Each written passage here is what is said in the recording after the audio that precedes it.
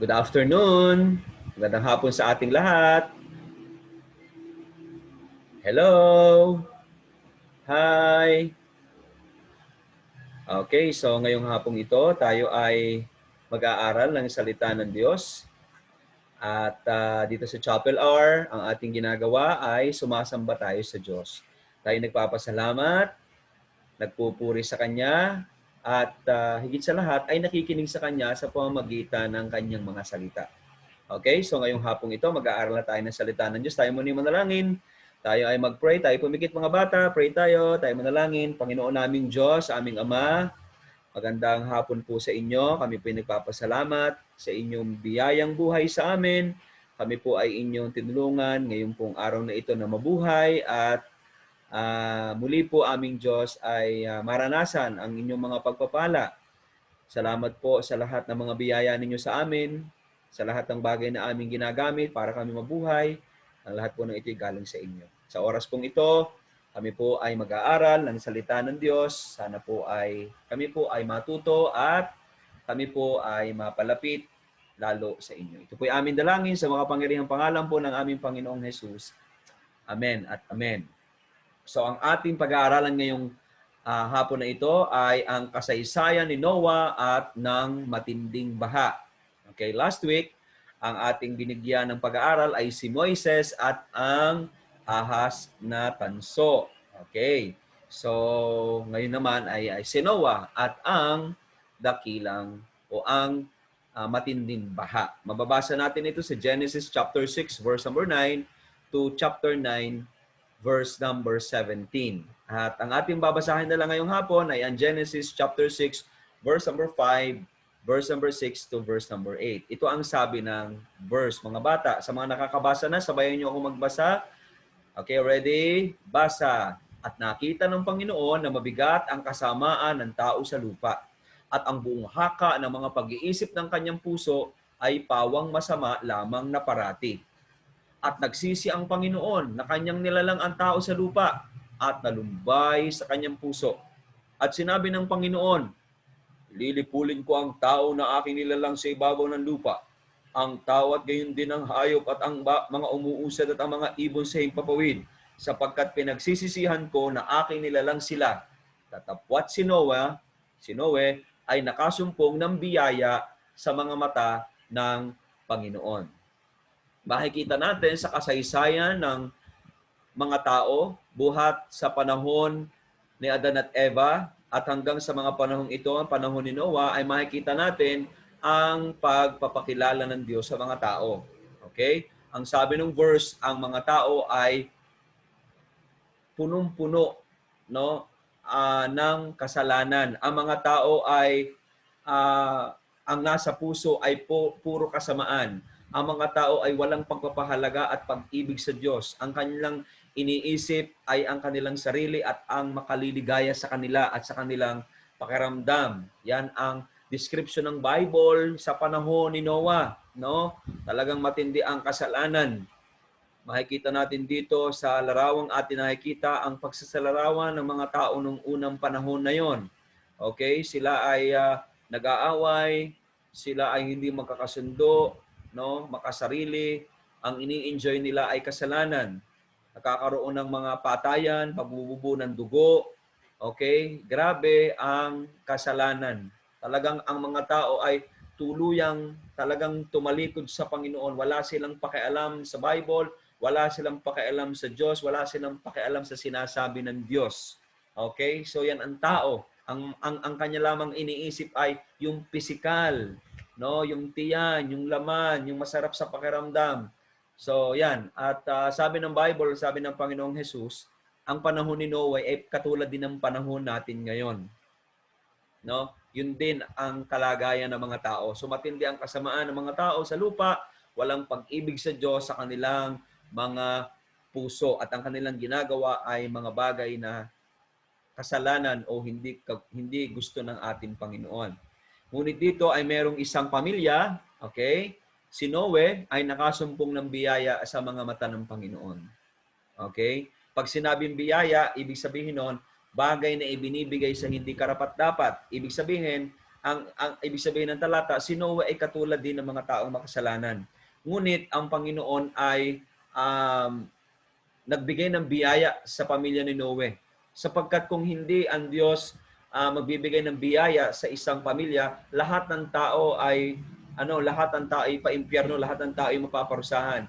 Pero itong pamilya ni Noe ay nakasumpong ng biyaya. Pag sinabing biyaya, ay ibinibigay sa hindi karapat-dapat. Ibig sabihin, si Noe at ang kanyang pamilya makasalanan din. No? So makikita natin, awa na lang talaga ang tinanggap ni Noe. At dahil sila ay merong nakatanggap ng awa o biyaya ng Panginoon, ito ang sabi ng verse number 9. Si Noe ay lalaking matuwid at sakdal nung kapanahon na niya. Si Noe ay lumalakad na kasama ng Diyos. Nagkaanak siya ng 3 lalaki, si Sem, si Cham, at si Japet. Okay? So makikita natin dito na meron siyang isang pamilya na kanyang kinalinga ng ating Panginoon. So, kakaiba ang kanilang buhay noon. Sila lang ang pamilya na lumalakad kasama ng Diyos. Kaiba ang kanilang pamilya sa lahat ng pamilya at sila ay marunong kumilala sa Diyos. No, kanilang pinasasalamatan, sinasamba at kinikilala ang Diyos nung unang panahon. Talagang very different ang kanilang buhay nung panahon na yon. So, sila'y sumasamba at natatakot sa Panginoon. Ngunit dumating ang panahon na kinausap ng Diyos si Noe, no? At ang sabi ng Panginoon dito, ang wakas ng lahat ng tao ay dumating sa harap ko, sapagkat ang lupa ay napuno ng karahasan dahil sa kanila, at narito sila'y aking lilipuling kalakip ng lupa. No? So, yan ang sinabi ng Panginoon kay Noe. No? Ibig sabihin, binibigyan ng Diyos ng instruction si Noe na ito ang aking gagawin, at inutusan si Noe na bigyan ng warning ang lahat ng mga tao. Oo. So, bago yung baha, makikita natin, Noah did as God had told him to do. He told the people what God had said and pleaded with them to get on their knees and ask for God's forgiveness. So, sinabihan niya ang mga tao, kayo magbalik loob sa Panginoon, kayo lumuhod at humingi ng tawad sa Panginoon. Nangaral siya. Okay? Yan ang ginawa ni Noe nung panahon na yun, bago pa ang baha.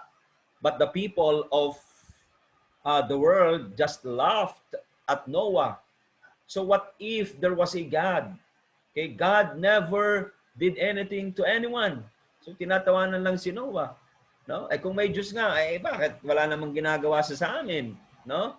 So kung sinasabi mong mali ang aming ginagawang kasalanan, tinan nyo, Noah, buhay pa rin kami. So yan ang sinasabi ng mga tao, tinatawanan siya.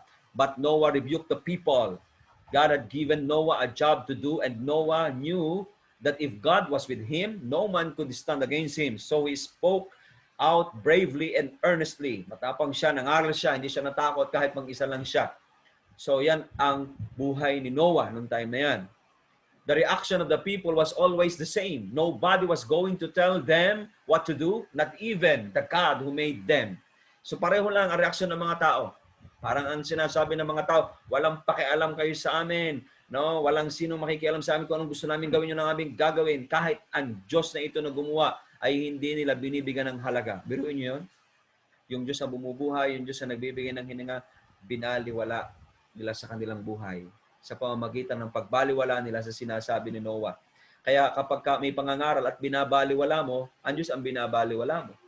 Okay, nung unang panahon, ang Diyos yung nagsasalita through prophet, through people of God, through those people. Pero ngayon, wala nang ganyan na direktang kinakausap ang Panginoon. Nagsasalita na siya through His Bible and the preachers of the Word. Kaya dapat tayong makinig sa nangangaral sa atin. So wala silang pakialam. Tinatawanan lang nila ang Bible. Wala silang interest sa salita ng Diyos. Tinatawanan nila ang salita ng Diyos. Ginagamit natin yung salitang Bible to refer to the idea of Word of God. No? Pag sinabi nating Bible, Word of God. Kaya ginagamit natin yung salitang Bible. Bagamat yung Bible nung unang panahon, hindi pa siya buo. Hiwa-hiwalay pa siya. Okay? Noah heard God say, okay, that the time had come for the earth to be destroyed. Every living thing was to perish except Noah, his family, and a certain number of animals. So maliwanag kay Noah ang direksyon ng ating Panginoon. Lilipulin niya ang lahat ng mga tao. Matitira lang ang kanyang pamilya at ang ilang mga hayop. So makikita natin a huge boat was to be built and God had told Noah exactly how to build it. Okay? So, sinabi ng Diyos kay Noah, ganito mo gagawin, ito ang sukat, everything. So, yan. At nagplano silang gawin ang ark, ang malaking bangka, ang boat. Okay? Since Noah and his sons believed in God, they lost no time in doing what they had been told. So wala silang sinayang na oras, ginawa agad nila yung sinabi ng ating Panginoon. Namutol sila ng kahoy at kanilang inutay-utay na gawing ark. Now, the building of the ark was no secret and the framework of the huge vessel attracted a lot of attention. So kasi malaki, sobrang laki ng ark. No, hindi siya sekretong ginawa, hindi siya may sekreto. Nakikita siya ng mga tao, nakikita ng mga tao yung ginagawa nila. People began to be curious. What is this crazy old man up to this time? Anong ginagawa ng nasisiraan ng bait na ito? No, yan ang tingin ng mga tao sa mga sumusunod sa Diyos. Yan ang tingin ng mga tao sa mga sumusunod sa Bible. Nasisiraan ng ulo. No, nasisiraan ng ulo. At ngayon, ang matatalino, yung mga hindi nagba-Bible at hindi mga nakikinig sa sinasabi ng Diyos. Kahit sa panahon ni Noah, ganun din. No? Kinatawanan sila, nababaliw na gumagawa ng arko sa hill, sa mataas sa dako, sa bundok. No? Nasisiraan ng bait itong si Noah. When Noah told them there was a flood coming to destroy every living thing on earth, except those what we were in the ark. Okay? So, sinasabi naman ni Noah, nangangaral naman siya. Sinasabi sa mga tao, darating ang banga. Mamamatay ang mga tao, mamamatay kayo pag hindi kayo nagsisi at nanumbalik sa Panginoon. The unbelieving people were certain the old man had lost his mind. So ang paniniwala ng mga tao, nababaliw si Noah, nasisiraan ng bait. There was nothing Noah could say that made any difference. Kahit anong pangaral niya, kahit anong sabihin niya, hindi nagbabago yung mga tao. Kahit sa panahon ngayon, no, the preachers of the Word of God, kahit paulit-ulit, kahit nangangaral, no, marami pa rin mga tao hindi nakikinig, nagpapatuloy pa rin sila at ang tingin nila sa mga nangangaral o nagbibigay ng respect sa Word of God ay mga baliw. So, yun ang tingin nila sa mga ganyan. Okay? They refused to listen and went on back to their sinful ways of living. Hindi sila nakinig, nagpatuloy sila.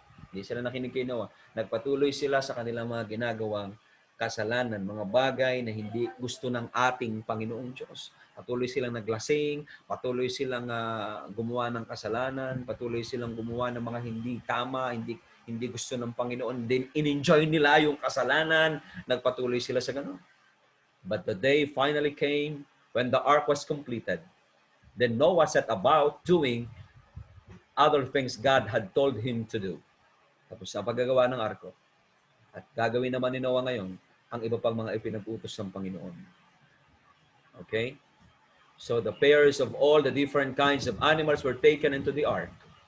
Yung mga pairs of animals, iba't ibang uri pinapasok sa arko. Okay? Kasi yun ang utos ng Panginoon. Food and other supplies were brought aboard, enough to last for a long, long time. So nagdala din sila ng mga pagkain para sa kanila at para sa mga hayop. Okay? When all of this was done, Noah, his sons and their wives all went into the ark. Pumunta na sila sa arko. Pumasok na sila sa ark. Why? They believe in the Lord. Naniwala sila sa sinasabi ng Panginoon. Natitiwala sila. At sila ay rumirespeto sa sinasabi ng Diyos. Very specific. Kung anong sinabi ng Diyos, ginawa nila. We read in the 7th chapter of Genesis that the Lord shut them in. Sinara ang pinto. Ang Diyos ang nagsara ng pinto. Okay? Habang ilang araw pa kasi naghintay, tinatawanan lang sila ng mga tao. The people of the world paid little or no attention to Noah and his ark. They were too busy pursuing their own ways to think even about the matter anymore. Hindi nila pinansin. Nagpatuloy sila sa kanilang ginagawang makasalanan. Hindi sila bibigyan ng attention to the Word of God na binanggit through Noah. Okay? Nagpatuloy sila sa kanilang mga ginagawang pangmundong gawain. No? So the days went by, 1, 2, 3, 4. Hindi naman naulan. So, pero nandun lang sila. No? So, ang tingin talaga sa kanila, mga loko-loko. Ilang araw na, hindi naman naulan. Wala naman nangyayari. So, mga loko-loko talaga itong mga taong ito. And this time, Noah and his family simply waited on the Lord. Nag-intay lang sila sa Panginoon. Hindi sila nawalan ng tiwala. Ganyan ang mananampalataya. Ganyan ang mga anak ng Diyos. They just believe on the Word of God. Kahit hindi pa nila nakikita yung parating na judgment, nagtiwala sila. Hindi sila lumabas ng arko. 5 days went by, then 6, and still nothing happened. Wala nangyari. But then, on the 7th day, the things that Noah warned the people about for 120 years came to pass. 120 years ang aral si Noah at sinabi ang judgment of God. Ngayon, nangyari na. Umulan ng malakas. Umulan ng malakas. Umulan ng malakas. The Bible says, the windows of heaven were opened. Nabuksan ang langit. Okay? Bumagsak ang tubig, nabuksan ang ilalim ng lupa. Tumaas ang tubig, ang fountain. The fountains of the great deep were broken open. So tumaas yung tubig. At ano nangyari sa mga tao? Sila'y binaha. Okay? Sila'y binaha. And people were caught by surprise when the flood came and took them away. Surpresa sila na dumating ang baha. Actually, no, the only safe place at the time, ang pinakaligtas lang lugar at that time is the ark. No? Sila'y kumatok, sila'y nakiusap, sila'y nagmakaawa, pero hindi sila pumasok. Ang sabi nga ng awit, di ba? No? Bumuhos ang ulan at bumaha. Ang sabi ng talata, nung sila ay sabi ng awit nung sila ay nalulunod na, Noe, papasukin mo kami na lulunod na kami. Ang sabi ni Noe, ano? Hindi pwede, ang arko ay sarado na. No, tapos na, napuno na ang Diyos. 120 years is an expression of His love and His long suffering, pero napuno na ang Panginoon at silang lahat, okay, ay pinatay. According to the Bible, it rained for 40 days and 40 nights. 40 araw at 40 gabi umulan. At lahat ng mga tao ay namatay. Okay. Walang natira ni isa. And the only place na safe at mayroong saved ay ang Ark of Noah na pinagawa ng Diyos. Okay?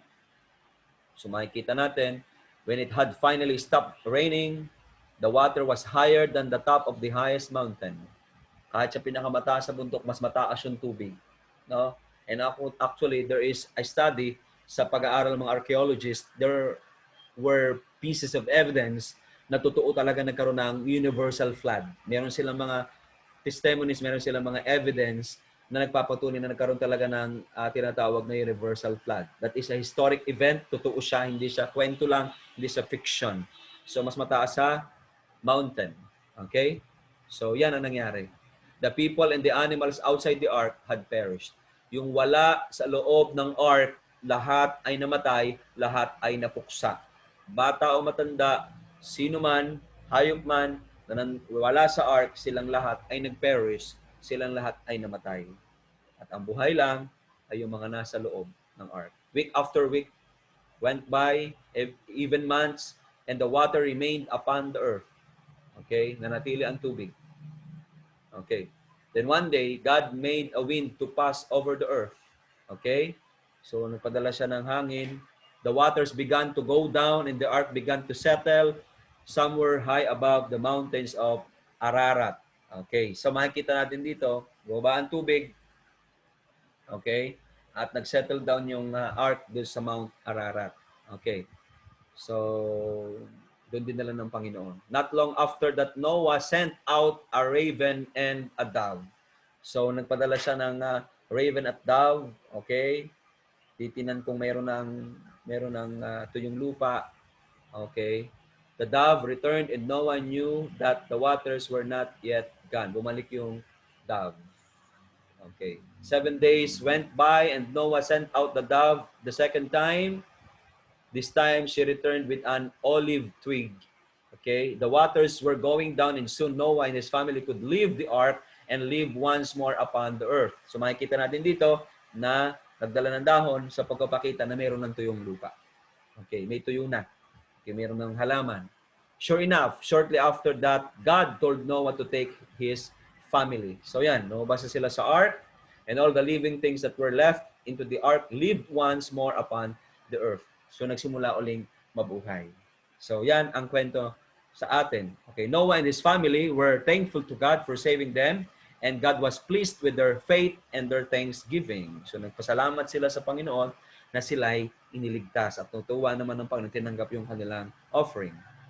And then God set a rainbow in the clouds as a promise that never again would He destroy the earth with a flood. Okay? The Bible tells us that disobedience still brings God's judgment. But through Jesus, God has made a way for us to be forgiven and rescued. Okay, so naglagay siya ng rainbow para pagpapakita, hindi na i-destroy ng Diyos uli ang mundo through the flood. And there is a promise of forgiveness. There is a promise of love sa mundo. Ngayon, ano ang lesson? Ano ang lesson? Ito ang lesson. Ang tao ay makasalanan, ang Diyos ay banal, galit ang Diyos, nag-set ang Diyos ng example ng kanyang galit, ng kanyang wrath. No, to the point, pinatay niya lahat ng tao. No one deserves to live. Naawa nga lang ang Diyos sa panahon ni Noah at pinilano ng Diyos na magpatuloy pa rin ang lahi. Kaya He chose the family of Noah. Pero pagpapakita yun ng wrath of God, no? Yung judgment na ito ng universal flood ay pagpapakita na ang Diyos ay galit sa kasalanan, ang Diyos ay banal, okay? At yung natirang pamilya ni Noah is pagpapakita ng kanyang mercy. Salamat sa Panginoon, nagtira pa rin siya. No? Gusto pa rin niya na magkaroon ng mga tao na makakalapit sa Kanya. Now, what's the lesson? The ark, itong ark na ito, symbolizes a very important truth. Ang ark na ito, ang tanging naging saving place kung saan ay pwede kang pumasok at ikay maliligtas sa wrath of God. That ark, mga bata, that ark symbolizes, it is a foreshadow of God's salvation. That ark of salvation is the Lord Jesus Christ. The only place para ikay ma-save bilang ikaw ay makasalanan. Paano ka maliligtas? Makinig ka sa sinasabi ng Diyos, magsisi ka ng kasalanan, at kung si Kristo ay parang ark, papasok ka sa Kanya. Magtitiwala ka sa Kanya. No? Jesus Christ died on the cross, namatay siya sa cross ng Calvary. Dinala niya ang iyo't aking kasalanan. Yung galit ng Diyos ay dinala niya for us. Okay? Pagpapakita na ang sino mang papasok sa Kanya at mananampalataya, hindi na kailangan parusahan. Okay? So makikita natin dito, sabi ng 1 Peter 3:20-21, ng unang panahon ay mga suwail, na ang pagpapahinuhod ng Diyos ay nanatili noong mga araw ni Noe, samantalang inihahanda ang daong na sa loob nito'y kakaunti sa makatuwid ay walang kaluluwa ang nangaligtas sa pamamagitan ng tubig. Walong kaluluwa ang naligtas sa pamamagitan ng tubig. Ibig sabihin ng wordings, nung bumaha at patayin ng Diyos ang mga tao, 88 souls ang na-save, okay, from the water, at ang Savior o ang nag-save at that time ay hindi yung water, kundi yung ark. Yung ark ang pinaka-savior nung time na yon. Na ayon sa tunay na kahawig ngayon nagligtas sa makatuwid ay ang baptism, hindi sa pag-aalis ng karumihan ng laman, kundi sa paghiling ng isang mabuting budhi sa pamamagitan ng pagkabuhay na mag-uli. So, ibig sabihin, yung ark ay sumisimbolo sa salvation. Yung baptism is also the picture of our salvation. Yung baptism is picture. No, hindi ang baptism ang talagang savior, kundi yung pinipicture ng baptism. Ang pinipicture ng baptism, di ba, pag binabaptize ang tao, nilulubog, okay, at iniaangat. So si Kristo yon. Si Kristo ang simbol nun. Si Kristo yung sinisimbolo nun. Si Kristo yung namatay, inilibing at nabuhay na mag-uli. Okay, kaya nga sa 22, binabanggit kung sino yon. Na nasa kanan ng Diyos, pagkaakit niya sa langit. Na sino yung tinutukoy na yon? Na Savior, na pinipicture ng baptism. That is the Lord Jesus Christ. No? Kaya nga ang sabi ng John 10 verse 9, ako ang pintuan. Ang sino mang taong pumasok sa akin, siya'y maliligtas at papasok at lalabas at makakasumpong ng pastulan. So if you want to be saved, no, gusto mong maligtas, gusto mong makatiyak ng buhay na walang hanggan, pakinggan mo siya. Ako ang pintuan, sabi ni Jesus Christ. Kaya ang Good Shepherd Christian Academy of Batangas is just an instrument We just want to teach Jesus Christ. We don't want to teach religion. Hindi religion ang tinuturo namin. Hindi religion ang tinuturo ng school. Ang tinuturo ng school, yung Savior. Pinupoint out natin, parang si Noah. Di ba sa panahon ni Noah, hindi naman religion yun eh. O punta kayo sa arko, pasok kayo sa arko. No, magsisi kayo. And the evidence na kayo ay talagang sa Panginoon, papasok kayo sa arko, doon kayo pumasok sa ark. No, kami din ngayon, ganun, pumasok kayo sa ark of salvation. The Lord Jesus Christ is the Savior. Wala nang iba. No? Kaya ngayon, kung gusto mong ikay sa langit pupunta, hindi ka mapapahamak, hindi ka mapaparusahan, kilalanin mo ang Panginoong Jesus. So kids, yan ang ating lesson ngayong hapon na ito. No? Lahat tayo mamamatay. Mamamatay tayong lahat. Pero when we die, at tayo nasa ark of our salvation, the Lord Jesus Christ, you will be forgiven. You will be accepted. Okay? As a child of God. John 3:16, mga bata, sabay-sabay. John 3:16, mga bata, sabay-sabay. Tagalog tayo. Sapagkat, gayon na lamang ang pag-ibig ng Diyos sa sanlibutan, binigay niya ang kanyang bugtong anak upang ang sino mang sa kanya sumampalataya ay huwag mapahamak, hindi magkaroon ng buhay na walang hanggan. You want to go to heaven? When you die? The Lord Jesus Christ is the only way. Siya lang ang daan para kay Masig. Let's close our eyes. Let's pray. Heavenly Father, we thank you, Lord, for this wonderful time we spend together. Salamat po. Wala kami ibang pinag-aralan dito kundi yung sinasabi ng Bible. Salamat po sa napakadakilang hope na ito na meron kami. Salamat po. Actually, lahat ng stories doon sa Old Testament were foreshadows of the Lord Jesus Christ. Sila yung mga anino ng pagliligtas ng Panginoong Jesus. Kaya din po nung sa tanso na pinag-aralan namin last time. Lord, thank you so much. We praise you. We thank you. We pray that kami po inyong pagpapalain. Pagpalain niyo po ang aming mga magulang, ang aming mga mahal sa buhay. Pagpalain niyo po ang mga batang ito. In all these things, Lord, we pray in Jesus' most precious name. Everybody say, Amen. God bless you. Palain tayo ng ating